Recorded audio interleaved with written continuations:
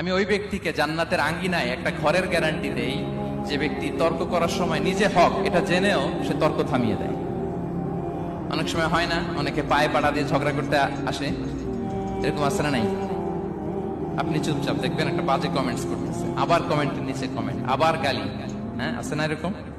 বিষ্ণু বলেন নিজে হক এটা জানার পরেও আর যাতে তর্ক না বাড়ে, যে তর্ক থামিয়ে দেয় জান্নাতের আঙ্গিনায় তাকে আমি একটা ঘরের গ্যারান্টি দেই। ওয়াবিবাইতিন ফি ওয়াসাতিল জান্নাতি লিমান তারাকাল কাযিবা ওয়া ইন কানা মাযিহান।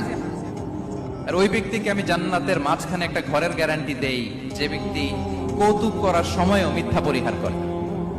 করতেছে কৌতুক, ফান করতেছে, আর হি ইজ কিডিং, ফান করে, কৌতুক করে, কিন্তু কৌতুকের সময়ও সে মিথ্যা বলে না। এই স্বভাব যাদের, তাদেরকে আমি জান্নাতের মাঝ বরাবর একটা ঘরের গ্যারান্টি দেই।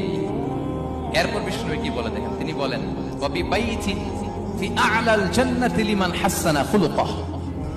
আর জান্নাতের একেবারে হাইস্ট পিক অফ প্যারাডাইস, জান্নাতের সর্বোচ্চ স্তরে আমি একটা ঘর বা একটা বাসভবনের গ্যারান্টি ওই ব্যক্তিকে দেই যে তার আচরণটা সুন্দর করেছে,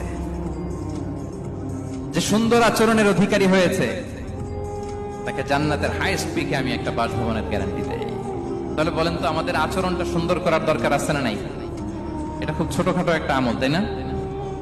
কথা বলেন, দক্ষিণ কোরিয়া প্রবাসী ভাইরা আওয়াজ করে বলেন, এটা কি ছোট আমল?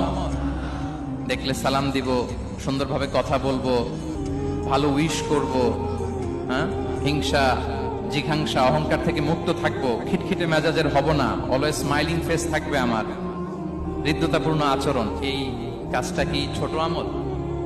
আওয়াজ করে বলেন, এই আমলটা কি ছোট না বড়?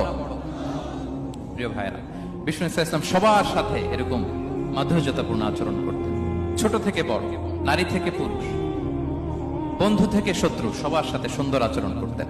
এবং তার এই চমৎকার আচরণে মুগ্ধ হয়ে তার অনেক শত্রু মুহূর্তে তার বন্ধুতে পরিণত হয়েছে।